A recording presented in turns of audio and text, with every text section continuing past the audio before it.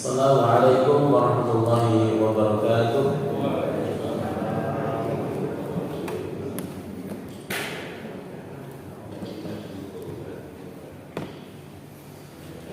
Alhamdulillah, nahmaduhu wa nasta'inuhu wa nastaghfiruh wa na'udzu billahi min shururi anfusina wa min sayyiati a'malina. Man yahdihillahu fala mudilla lahu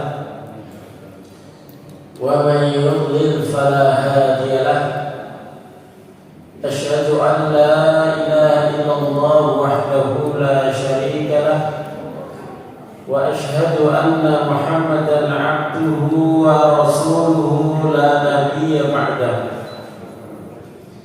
Allahumma salli wa sallim wa barik ala sayyidina Muhammad wa ala alihi wa sahbihi wa man tabi'ahum bi ihsanin ila yaumiddin. Qala Allah ta'ala fil Qur'anil 'azim, a'udzu billahi minasy syaithanir rajim. Ya ayyuhalladzina amanu taqullaha haqqa tuqatih wa la tamutunna illa wa antum muslimun. Wa qala sallallahu alaihi wasallam, man yuridillahu bihi khairan yufaqihu fid din. Bapak Ibu sekalian, jamaah salat subuh yang dimuliakan Allah, pagi yang berbahagia ini kita sambut dengan beribadah kepada Allah Subhanahu wa taala. Sebagai tanda syukur kita kepada Allah dan sebagai pelaksanaan tugas kita di permukaan bumi, menerima amanah dari Allah Subhanahu wa taala untuk melaksanakan kebaikan dan meninggalkan kemaksiatan, supaya kita semuanya bisa kembali pulang ke surganya Allah Subhanahu wa taala. Karena kita semuanya di sini adalah salah satu akibat daripada Nabi Adam alaihissalam. Ketika makan buah diturunkan oleh Allah dari surga. Jadi kita ini makhluk yang sakno, Pak. Tahu sakno ya? Kita ikut turun dari surga karena kakek kita turun dari surga. Makanya perintah Allah ketika nyuruh Adam keluar itu bukan yang disuruh Adam toh. Qul nahbitu minha jami'a. Kita kan baca itu dalam Al-Baqarah. Kami katakan keluar semua dari surga. Semua itu siapa? Kan Adam sama Hawa. Tapi dikarenakan itu banyak, jadi kamu dan keturunan kamu betul dengan surga.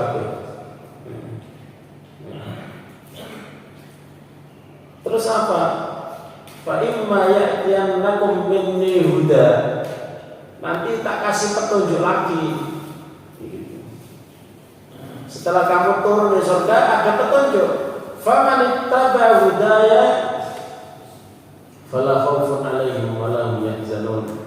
Yang mengikuti petunjukku enggak usah khawatir, enggak usah sedih, balik lagi ke surga gitu. Nah, kita ini ngaji di sini untuk supaya mencari tahu petunjuk ilmu untuk kembali ke surga.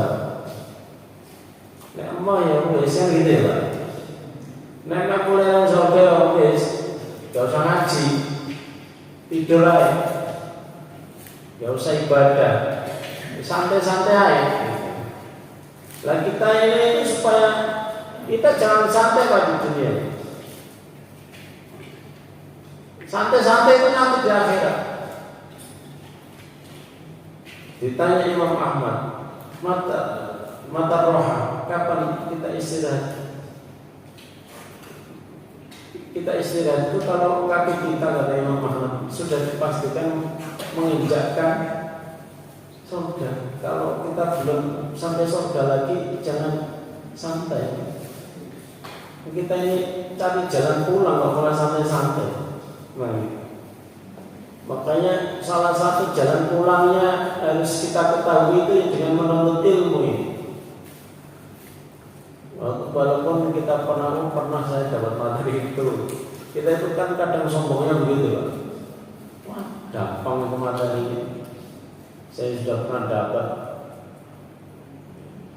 Kadang bukan masalah sudah dapat atau belum, tapi kesadaran dalam melaksanakan kadang kita belum ada.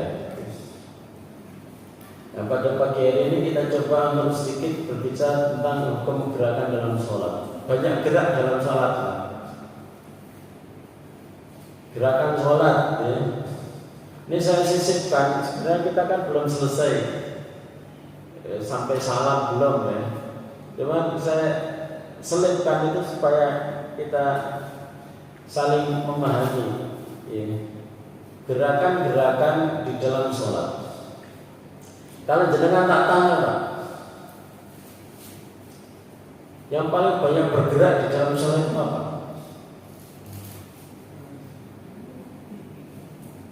Coba, jenengan yang paling banyak bergerak itu apa ketika sholat? Bibir. Toh.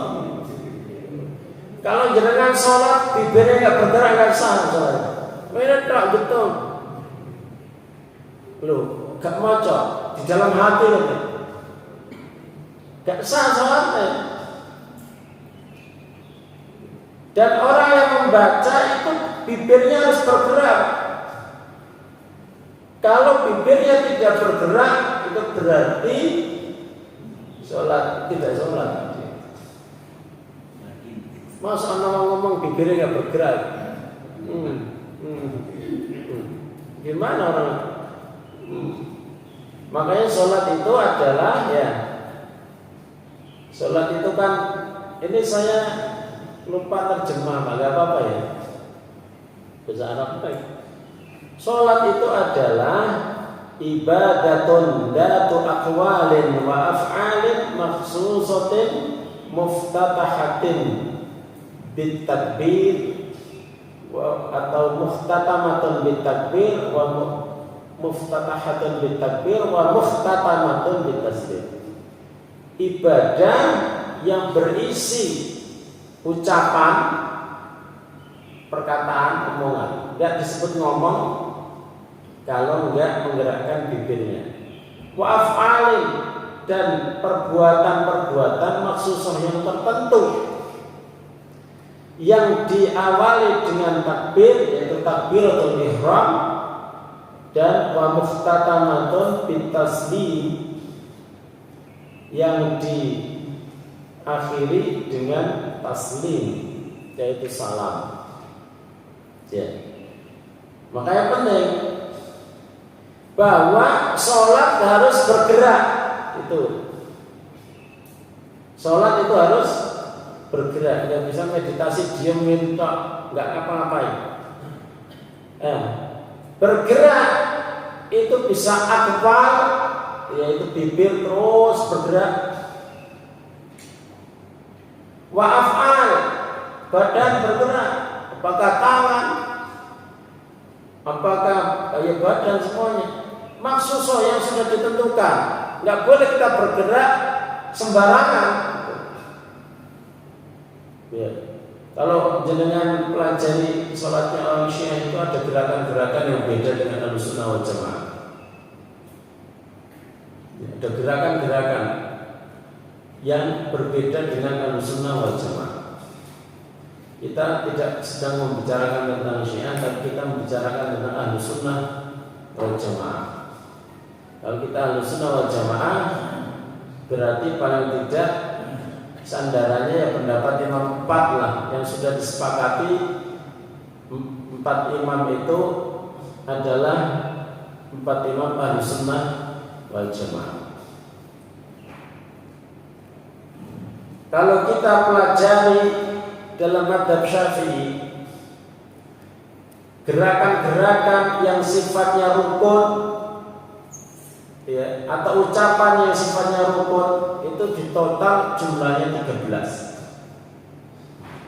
itu jangan harus bergerak bibirnya, harus bergerak badannya. Ini saya ambil dari kitab Al-Fiqhul Manhaji ala Madhhab Syafi'i. Fikih yang apa namanya disusun berdasarkan madhab Syafi'i. Ini sesuai dengan madhab Syafi'i. Al-khamsul qawliyah,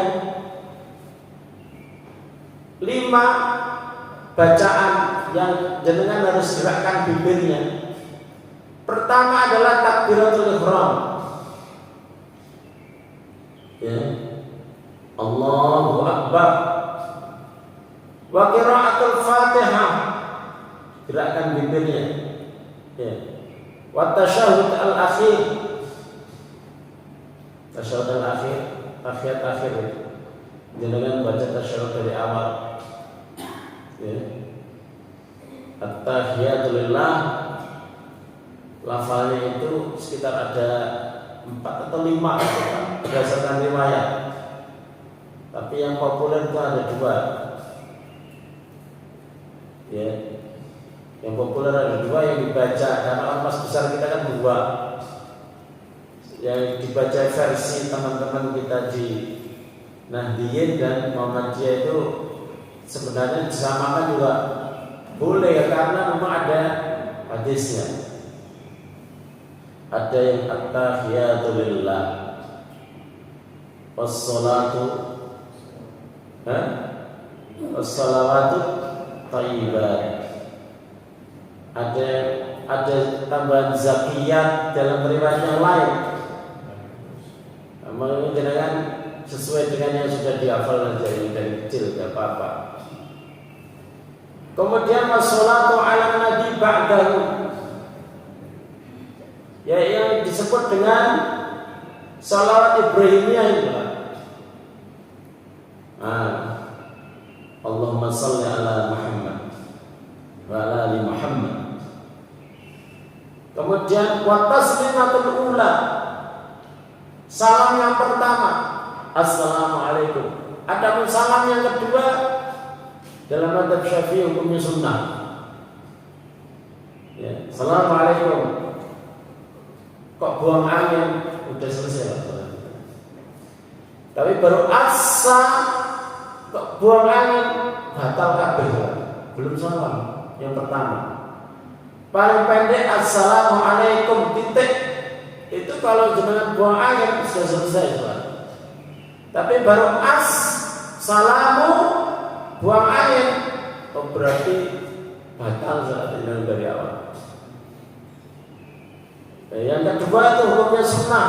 Assalamualaikum warahmatullahi. Assalamualaikum warahmatullahi. Yang kedua hukumnya sunnah. Jadi ada berapa itu Pak? Ada 5. Dan bibir harus digerakkan semua dalam rukun ucapan itu. Enggak boleh diam. Beda.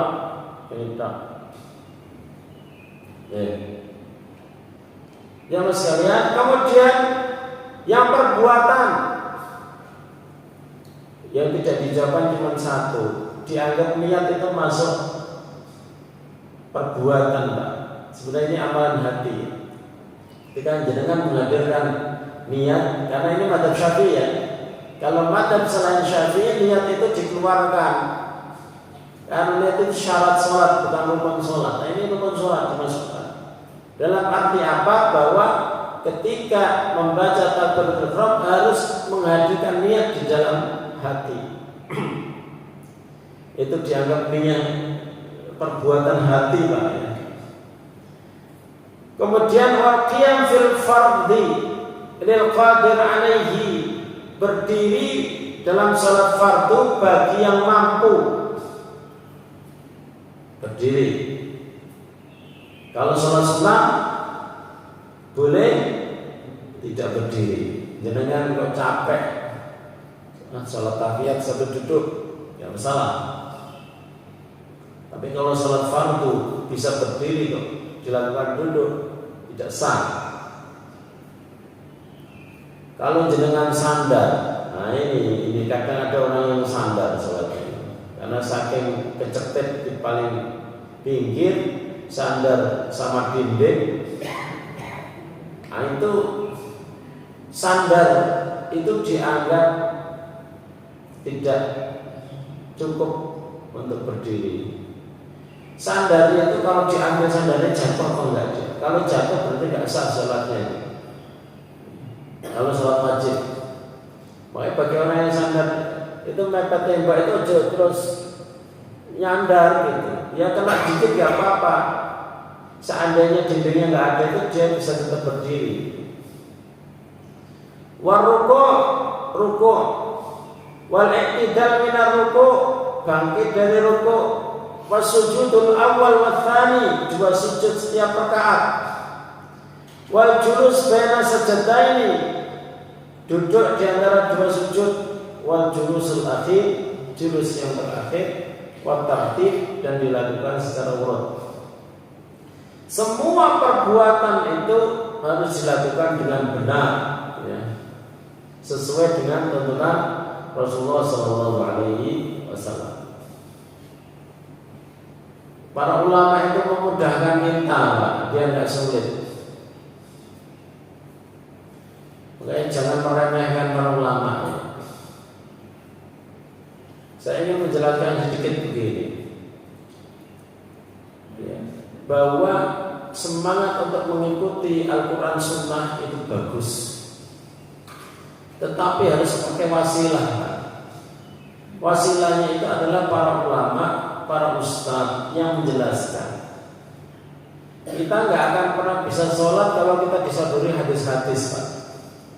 Misalnya dengan dikasih kitab Bulughul Maram, ya. Kitab Bulughul Maram itu kan kitab hadis yang disusun berdasarkan urutan fikih. Jenengan dikasih kitab Bulughul Maram walaupun terjemah, sholat atau pakai ini bisa lah. Hadis-hadis, kira-kira jenengan bisa dikasih kitab Bulughul Maram, hadis-hadis dari Rasulullah, ini sholat atau pakai kitab ini bisa Pak? Gak bisa. Perlu apa Pak? Penjelasan, ya kan? Ya kayak gini Imam Syafi'i menjelaskan begini dalam madzhab Syafi'i. Sing rukun sing di, sing sunah sing di, kira-kira nak ditinggal itu gak batal sholatnya itu di, kira-kira kalau ditinggal sholatnya batal itu yang mana? Nah itu harus diketahui melalui para ulama. Maka jangan bilang gini, kami ikut Syafi'i atau ikut Rasulullah itu sangat besar Pak. Karena kita ini membutuhkan para ulama. Semangat kembali kepada Al-Quran Sunnah harus diikuti dengan mengikuti para ulama. Karena apa? Al-ulama warasatul anbiya, para ulama itu pewaris Nabi. Jadi kalau kita itu nggak ikut ulama, maka kita akan tersesat jalan. Kecuali tidak sampai ulama dewi, kan begitu Pak ya. Nek ulama dewi yang ngaji yo, ngapal Quran, ngapal hadis, ngaji benar-benar baru jenengan jadi ulama dewi, siap dewi. Lah kalau ibu saya disuruh untuk langsung ke sunnah dan Al-Quran, yang menyerah ibu saya, lulus SD aja nggak tamat, gimana mau kembali pada Al-Quran Sunnah kecuali dengan perantaraan para ulama. Karena kita itu banyak yang muqallid, Pak. Muqallid itu orang yang taklid. Terus kita ingin penjelasan aja para ulama. Karena ketidakmampuan kita mengakses langsung. Jadi semangat kepada Al-Quran dan Sunnah itu artinya adalah ngaji kepada para ulama.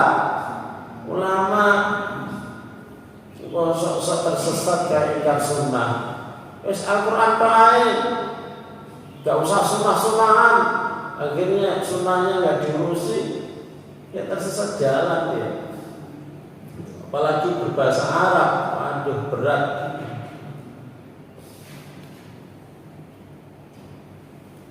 Gerakan dalam sholat itu dibagi menjadi selain dia. Kalau tadi itu kan wajib Pak yang rukun Pak. Tadi yang jumlahnya 13. Bergerak itu kan wajib Pak, karena dia rukun. Untuk gerakan yang di luar sholat selain 13 tadi, itu ada 5 Pak bagi para ulama itu Pak. Ana sing wajib, ana sing diharamno, ana sing dimakruhno, ana sing disunnahno, ana sing boleh. Gitu. Jenengan harus paham ini. Enggak kemudian jenengan langsung menghukum begini. Gerakan di luar gerakan sholat yang jumlahnya 13 itu tadi, itu semuanya dilarang. Jangan begitu Pak. Kok dilarang kabeh piye? Karena ada gerakan-gerakan yang hukumnya itu 5 ini nanti Pak. Jadi jangan harus paham. Ya, wajib kadang loh. Selain sholat ya hukumnya wajib. Ya, kita coba belajar ya. Saya tidak memberikan contoh satu-satu, tapi begini. Di dalam hadis-hadis dari Rasulullah ini nanti ya, yang banyak ini ya, ini kan banyak ini. Itu nanti ada yang wajib, ada yang sunnah, ada yang makruh. Gerakan di luar rukun sholat yang dilakukan oleh Rasulullah. Yang pertama adalah membuka pintu saat sholat. Rasulullah pernah membuka pintu saat sholat. Bukan untuk siapa? Untuk Aisyah. Jadi Aisyah itu pernah pulang Pak, kondisi pintunya kunci. Rasulullah lagi sholat, Allahu Akbar. Karena rumahnya Rasulullah itu kecil, pintunya dekat beliau sholat. Istaftahtul baba. Saya itu minta dibukakan pintu. Wa Rasulullah yusolli. Rasulullah SAW sedang sholat tatawuan, sholat sunnah. Wal babu al kiblat. Pintunya arah kiblat. Jadi Rasulullah menghadap pintu. Makanya dikunci, rumahnya kecil. Famasya ana an yaminihi aw an yasarihi. Maka kemudian Rasulullah itu bergerak ke arah samping, kanan atau kiri. Menurut prediksi Aisyah itu kalau nggak kanan ya kiri, supaya nggak di tengah-tengah pintu Pak. Soalnya kalau dibuka di tengah pintu gini ya, oh dia lagi sholat, maka dia bergerak ke samping kiri atau ke samping kanan pintu. Fafatahal baba, kemudian membuka pintu. Tsumma raja ila musallau, kemudian kembali ke tempatnya semula. Nah, rumah Rasulullah itu kecil, ya. Rumah Rasulullah itu kecil. Kalau rumah jenengan 3 tingkat, jenengan sholat di lantai 2, di tengah ada bel, tenang, Assalamualaikum, ya jalan ke bawah ini Pak. Ya dia Rasulullah itu cuma serat, geser dikit, terus buka, serat, naik, sudah. Nah itu nanti caranya ada di dalam madhab, dan para ulama menjelaskan caranya bergerak itu Pak. Ya. Kalau ini tuh kira-kira hukumnya apa Pak? Gerakan yang apa? Yang sunnah buka pintu itu Pak. Yang wajib, bisa sunnah, bisa wajib. Iya. Anak itu ke sekolah dengan sholat, pintunya sampai. Assalamualaikum, Pak, kepengen Kira-kira jenengan buka pintu itu hukumnya sunnah atau wajib? Ya wajib Pak. Kan anaknya enak nyari pintu, baju deh Pak. Mulus Pak, ya dibuka. Tapi kalau tamu Pak, datang Assalamualaikum, tamu. Nah, tamunya laki-laki, nggak ada suaminya, hukumnya apa Pak? kalau masukkan laki-laki ke dalam rumah yang bukan mahramnya? Ya haram, panjenengan. Panjenengan sholat bukan pintu untuk laki-laki yang bukan mahram. Ya apa? Nah itulah. Ada yang lari, mama, aku dikejar mama, anak penculik. Kan sekarang penculik anak kata gini, ruang saya. Ya tambah wajib banget Pak ini Pak. Oh anakku diculik ya Pak. Lah baik Pak. Jadi yang menilai itu haram atau itu jangan dewe. Saya perlu membuka pintu atau tidak? Kalau nggak perlu ya nggak usah dibuka, gitu loh Pak. Nah perlu ya dibuka asal. Nah nanti caranya gerakannya bagaimana? Kalau para ulama itu gerakannya itu jangan banyak-banyak. Satu berhenti, geser gini berhenti dulu, ada jedanya, baru kemudian bergerak yang lain. Ojo lagi nyambung gerakannya gitu. Ya. Tapi nanti harus ada nyambung-nyambungnya juga gitu. Kalau diperlukan ya. Makanya ini yang pertama. Ini kita bahasnya dari kalau Aisyah buka begini, Aisyah itu kan ketika Rasulullah SAW menikahi itu kan masih kecil Pak. Ya. Meninggal bersama Rasulullah itu ketika Rasulullah meninggal itu umurnya kan 18 SMA Pak.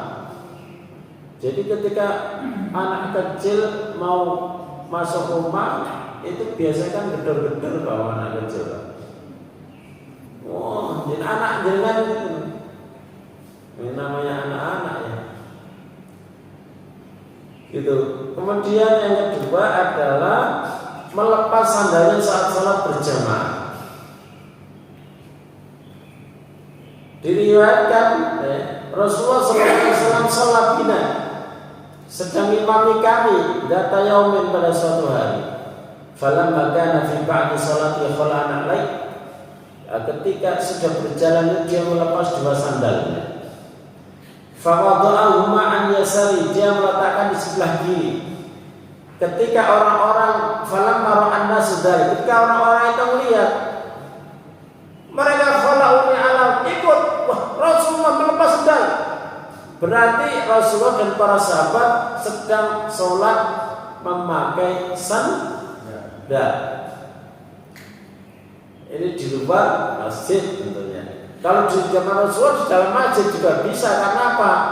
Karena tidak ada keramik. Kalau rodoh ada keramik, jangan coba-coba pakai sandal ketika sholat. Itu kan langsung di strap sama Pak Takmir. Itu kan. Rasulullah SAW Allah tiba-tiba di sandalnya lepas, orang yang di belakang makmumnya lepas semua Pak. Ya. Kemudian Rasul falamma qada salata, ketika salatnya selesai, ma balakum alqaitum alakum, kok kalian juga ikut nyopot sandal itu, kenapa? Ra'ayna ka alqaitan alaikum, saya melihat kamu melepas sandal ya Rasulullah, fa alqainani alana, maka kami lepas. Kemudian Rasulullah mengatakan, Inna Jibril atani fa akhbarani anna fihi ma qadaran. Jibril bisikin saya, "Man, sandalmu itu ternyata ada qadar, kotor najis." Maka kemudian saya lepas. Fa idza jaa ahadukum minal masjid falyanzur fi nari. Kalau begitu, kalau sebelum masuk masjid, nah ini di dalam masjidnya, lihat sandalnya, apakah ada najisnya atau tidak. Fa in ra'a fi maqdaran falyamsahma. Nek ana kotoran yang digosok-gosok ke tanah biar bersih, wal yusalli fihi ma shalallah, memakai sandal. Artinya kalau ada zaman Rasulullah itu sholat kadang pakai sandal, kadang enggak. Hadis ini ada yang sahih. Artinya kita bergerak melepas sendal, bergerak melepas baju kita atau peci kita saat kita tahu itu ada najis, ketika pas sholat itu hukumnya apa? Wajib, karena ada najis kan. Misalnya dengan sholat id ada burung lewat, terus pluk, waduh, peci itu kenoran. Dalam mazhab Syafi'i semua kotoran hewan baik yang halal maupun yang haram itu hukumnya adalah najis. Jangan cukup ngambil peci, jangan sudah bebas dari najis. Atau misalnya jangan pas sholat lupa kalau bajunya itu dikencingin anaknya, tapi pakai pakaian dalam Pak, kaos. Cukup untuk laki-laki kaos? Kalau sholat? Kalau menutup aurat? Cukup. Allahu Akbar. Loh, pakaian saya tadi di pinggir. Ya udah dilepas Pak. Dilepas. Kalau yang banyak bergerak itu cuma jari-jari, nanti ada apa penjelasannya? Itu nggak masalah banyak, tapi jari-jari ya, jangan tangannya ya. Ini kan yang bergerak nanti kan jari-jari Pak, banyak yang melepas. Dilepas saja terus diletakkan. Kalau cukup menutup aurat, tidak perlu nyari baju di lemari. Lah kalau nyari baju di lemari gerakannya banyak. Dia seni judi. Malah repot malah sampean. Ya, dilepas dan cukup, enggak usah salat dibatalno. Iku wong sing cerdas, wong sing gak cerdas. Waduh, kena telak ya. Batal. Jane sing iso tapi ya kurang cerdas. Batal sholat ae. Kalau sholat gak perlu dibatalkan ya. Sampai saya buka baju ini gimana? Iya. Kayak ini sendal, kalau sholat kasih sendal, mat dibisikin pas sholat itu. Kalau tai mat, sandalmu mat, mana dilepas? Yang belakang itu melepas semua Pak. Dikira itu syariat. Sholat, lo kok kalian ini melepas? Lo sampai melepas ya, atau melepas ya apa? Lo aku ini dikandani Jibril, kalau di sendal saya itu ada kotorannya. Oh, ya apa ya? Namanya komunikasi pada saat sholat itu kan terbatas, tidak mungkin menjelaskan secara detail. Nah, gitu. Ini hukumnya adalah wajib. Itu. Contoh lagi, menggendong anak kecil, meletakkannya dan menggendongnya kembali. Ini hadis riwayat Bukhari, yaitu ada cucunya bernama Mama. Mungkin dia kepengen gendong, terus pas datang sholat. Rasulullah Shallallahu Alaihi Wasallam kana yusalli wa huwa hamilun Umamata binta Zainab, anaknya Zainab binti Rasulullah, ya cucunya. Wali Abil As bin Rabi'ah bin Abdi Syams, ini suaminya Zainab. Faida sajada wadu'a, ketika Rasulullah sujud maka dia meletakkan Umamah, ketika dia berdiri dia membawanya lagi. Ini hukumnya apa? Boleh. Ya. Kalau memang pas lagi sholat ya diserahkan ke orang lain. Kalau memang nggak ada yang ngejar, ya ditaruh di sampingnya kalau aman. Ya kan? Kalau memang nggak aman, ya digendong. Ketika bawa itu kan berarti gerakan apa yang dia nggak bisa Pak? Bersedekap. Dan bersedekap tidak termasuk rukun sholat, tapi sunnah sholat. Kan tidak ada dalam tadi 13 saya sebutkan tadi bersedekap. Jadi bersedekap begini itu termasuk sunnah sholat. Kalau ada orang karena udzur atau sesuatu yang boleh dia tidak bersedekap, maka dia tidak batal sholat. Ada orang yang ingin menyimak imam. Imam itu kan harusnya Pak, setiap sholat itu imamnya itu ada dua. Imam yang maju ke depan, imam yang memperhatikan, membetulkan bacaan temannya. Kalau di Masjidil Haram itu ada spesialis, walaupun dia bukan imam Masjidil Haram, tapi dia di belakang imam, hafalannya itu yang paling kuat untuk mengingatkan imam kalau salah bacaan. Itu ada namanya, saya lupa siapa ya. Jadi tugasnya itu hanya untuk mengingatkan imam. Walaupun tugasnya itu hanya mengingatkan imam, gajinya ya besar. Imam Masjidil Haram Pak. Cuman gini Pak, apakah Imam Masjidil Haram setiap sholat salah? Enggak. Cuman kan perlu diingetin. Kalau Imam Masjidil Haram salah nggak ada yang ingetin, ya wirang sak donya lah. Malu ya. Kok gak duit ae bayar sing ngene tok yang belakang. Ya, itu gajinya Pak. Sudah itu pokoknya berapa keturunan nggak habis. Mohon maaf untuk imam-imam di masjid selain Masjidil Haram. Ya, bagian masjid belum bisa menyediakan UMR. Ya, tapi ya apa-apa ya. Ya. Kalau di Saudi kan memang imamnya dibayar negara. Nah, kalau di Indonesia imamnya dicariin oleh takmirnya, bagaimana supaya bisa kepul gitu asapnya. Nah, itu boleh. Anda yang mau menyimak ini bagus Pak. Nah, ini kan nggak sedekap Pak. Ya, karena imamnya bacanya panjang, itu perlu sholat malam misalnya. Karena jarang ada yang hafid, ya, sehingga perlu begini. Apakah gerakan begini ini membatalkan sholat? Tidak. Bersedekap tidak membatalkan sholat. Tapi lebih baik memang tidak seperti itu. Ya, lebih afdalnya ya bersedekap. Kalau dalam madzhab Maliki Pak, bersedekap itu tidak sunnah juga.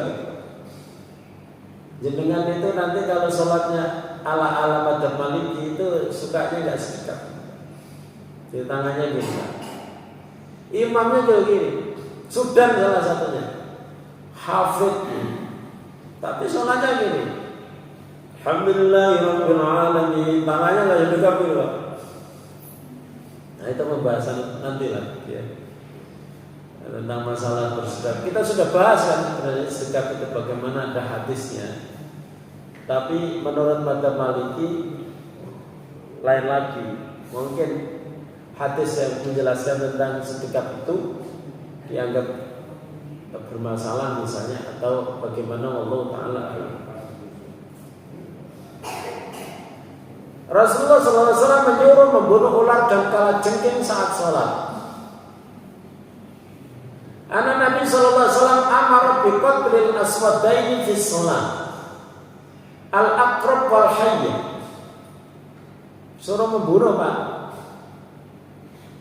Memerintahkan membunuh dua yang hitam saat sholat, yaitu kalajengking dan ular. Kalau jenengan sholat sendiri, gak perlu dibunuh Pak, menghindar saja. Sholat misalnya di habis ngeluku gitu ya, petani gitu, tunggu terus sholat, orang ular, waduh, atau kalau jenisnya dihindari aja geser, kalau dia pergi. Tapi kalau ularnya di masjid, kalau jengkingnya di masjid, jenengan selamat, orang lain kan nggak selamat Pak. Ono misalnya nih semut lah, jangan semut saya. Ini nak meleburin wong liya malah mengganggu sholat. Ya sudah ditangani jenengan Pak, nggak usah dibiarkan orang lain menghadapi juga. Ono ular masuk nih Pak, gini. Jenengan ngapain Pak kira-kira? Pak? Mesti melayu. Nah, kalau jengking ditangani dhewe Pak. Ono kalau jengking merambat-merambat wong wae kan, cuma wae. Aja dibiarno orang lain juga kena Pak. Jenengan tangani dhewe dibunuh karena Rasulullah menyuruh. Pakai apa? Mau diinjek. Gitu kan? Kalau ular itu agak repot Pak, kalau ular. Karena tidak semua orang itu punya kemampuan untuk menjinakkan ular. Pawangnya yang biasanya pawangnya itu segera bergerak. Kalau bergerak terlalu banyak dibatalkan dulu nggak apa-apa untuk menyelamatkan makmum yang lain. Sekali ada orang misalnya di sholat terus pingsan, kan nggak mungkin dengan ngurusi orang pingsan sambil sholat, Pak. Jangan harus bopong, kalau perlu dibawa ke rumah sakit, jantungnya pas kumat. Atau ada orang yang meninggal pas sholat, jenengan harus kasih mungkin tindakan pertolongan pertama, mungkin digini-gini supaya masih tetap hidup atau gimana, itu nggak mungkin jangan sholat. Nah, itu nanti di lapangan. Tapi kalau memang gerakannya 1, 2 sedikit, kayak kalajengking diinjek, mati, lakukan. Oh malah jangan, aku nggak mau bergerak. Nanti dia merambat Pak di tempat yang lain, ganggu yang lain. Lebih baik jenengan aja yang nangani gitu, jangan orang lain. Kecuali kalau di sop ibu-ibu, ya paling nggak tolong-tolong. Kalau ibu-ibu kan lain ya. Orang kecoa aja lari. Kecoa. Nah, kalau ada kecoa ya, kalau ada kecoa ditangani diinjek aja. Diinjek atau ditutup kepalanya itu harus mati, namanya kecoa aja kok. Atau dimasukkan ke dalam karpet diinjek dengan mati. Ojo nunggu kecoa yang lupa. Nah itu namanya, kalau di sini ada kalajengking sama ular karena berbahaya, mungkin ada yang lain, hewan-hewan yang lain yang nanti akan mengganggu ya ditangani gitu. Kemudian Ibnu Abbas pernah sholat di belakang Rasulullah SAW datang, tapi berdirinya di sebelah kiri. Rasulullah itu megang kepalanya Bapak, kan masih kecil Ibnu Abbas. Jangan coba-coba ke orang yang dewasa Pak. Orang dewasa kamu pegang kepalanya, bisa dibanting apa? Jadi ini gerakan Rasulullah ini pegang kepalanya Ibnu Abbas ini, taruh di sebelah kanan. Ya. Itu hukumnya bagaimana Pak? Sunnah. Seandainya Ibnu Abbas masih tetap di kiri nggak masalah, nggak membatalkan sholat. Cuma sunnahnya kalau makmumnya 1 orang, ya di sebelah kanan. Pada zaman sekarang Pak, kalau jenengan diikuti orang yang sudah dewasa, dia maunya bermakmum kepada kita, tapi berdiri di sebelah kiri Pak. Jangan coba tarik begini dan nggak mau, itu nggak usah dipaksa. Ya. Misalnya gini, oh abad nih, setahunnya tinggal lagi. Berarti dia itu nggak mau, ya udah, nggak usah cari masalah. Gitu. Itu hukumnya sunnah. Nah, ada yang haram.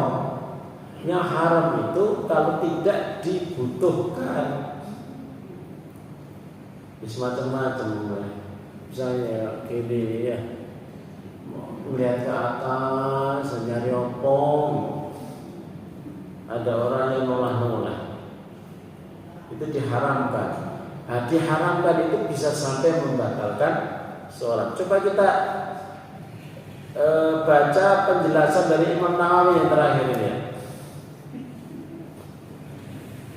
Summa ajma'u, kemudian para ulama ijma' sepakat ala annal katsira innama yubtilu idza tawala. Perbuatan banyak yang dianggap membatalkan adalah yang tawala, yang berurutan, berkesinambungan. Gerakannya itu bersambung. Tapi kalau misalnya berhenti, bergerak lagi, berhenti, bergerak lagi, itu tidak membatalkan sholat walaupun banyak. Misalnya walaupun pintunya di situ ya, anak jenengan gedor-gedor, oh, pulas mak, gitu ya. Biasanya di rumah kan mak ya, bapak itu kerja. Jenengan bergerak dikit-dikit bu, 2 langkah berhenti, karena 3 itu jangan udah banyak. Lalu bergerak lagi berhenti.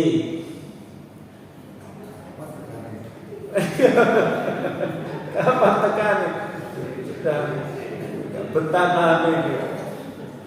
Ya. Ya mas, ini kan masalah teknis. Jadi nanti di lapangan ya praktek dewe lho Pak.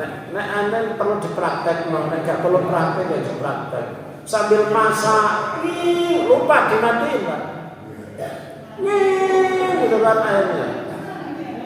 Oh, dekat, terjangkau. Ya udah pelan-pelan gitu ya. Baru nyampe airnya habis kelamaan.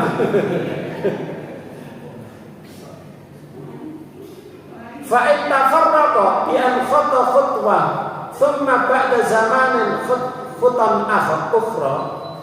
Kalau dia itu memisah-misah setelah dia melangkah, tapi kemudian berhenti pada zaman itu, setelah berhenti dulu, kemudian dia melangkah lagi, atau khutwataini dua-dua.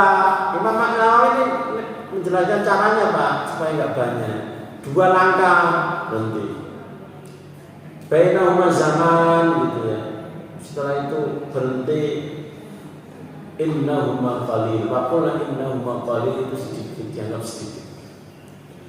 Wa takarrara dzalika marratin fayya katsirah. Lam yadur qat'an.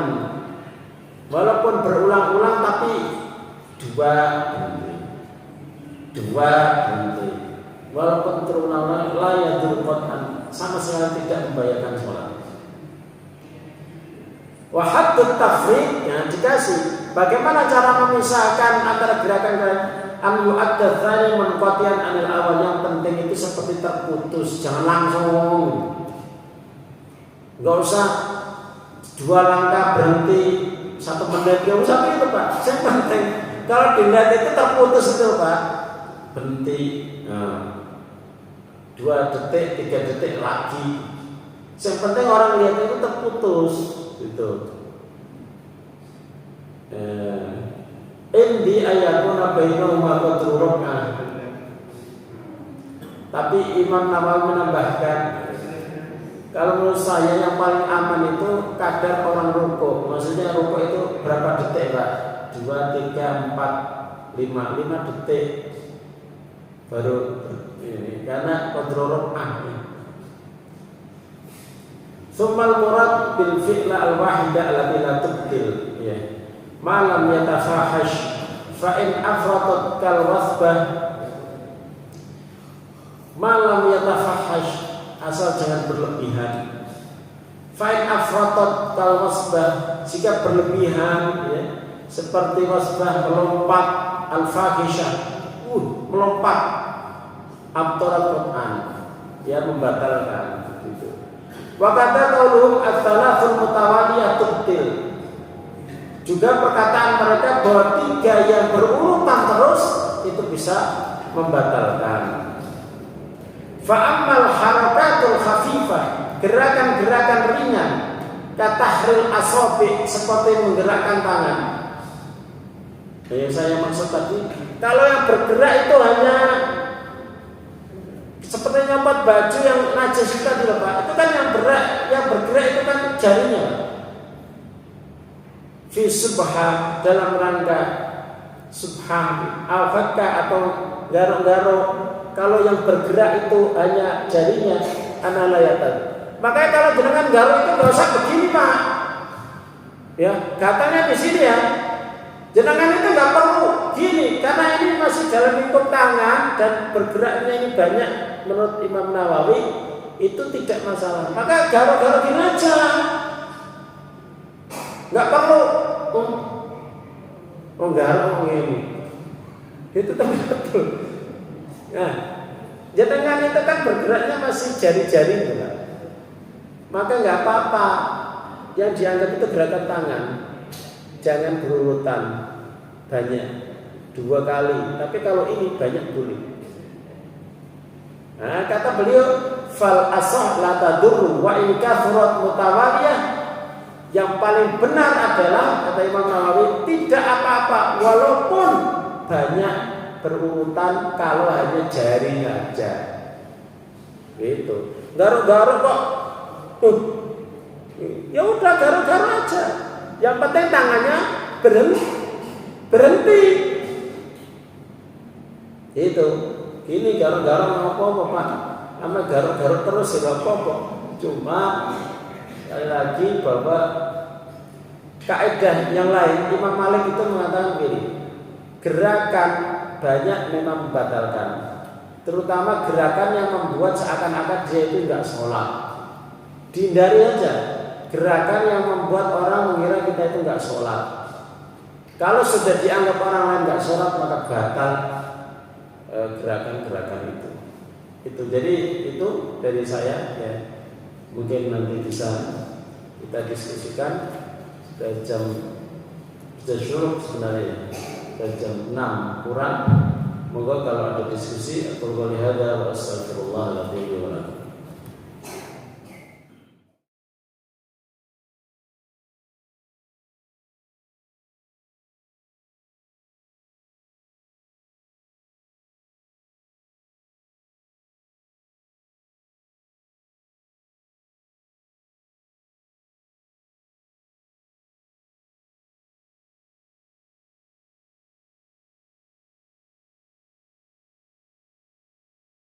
Kalau pintu di belakang arah timur kalau kita ya, misalnya kan seperti ini ya, nah ini ke belakang.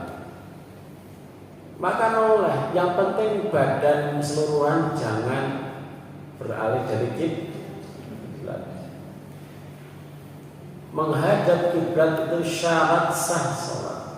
Yang dimaksud adalah menghadap sebagian besar badannya. Sedangkan kalau wajahnya dalam kondisi ada hajat atau kebutuhan, itu boleh menoleh asal posisi badannya tetap menghadap kiblat selain muka. Itu pernah dilakukan oleh Abu Bakar waktu Rasulullah sakit kan di rumah.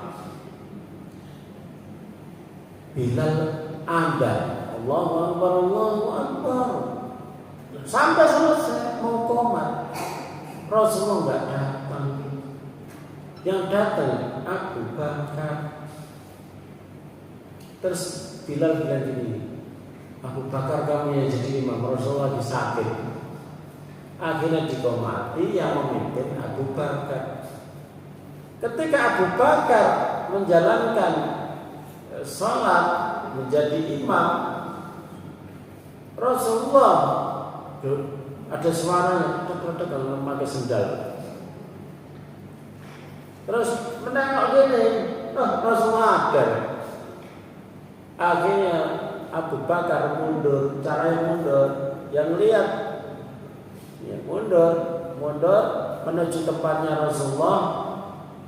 Rasulullah bilang, tetap jadi imam, masih isyarat ini. Tapi Abu Bakar nggak mau, tetap mundur sedikit tapi nggak banyak. Kemudian Rasul jadi imam, Abu Bakar di sampingnya Rasulullah atau mundur sedikit. Rasulullah yang jadi imam.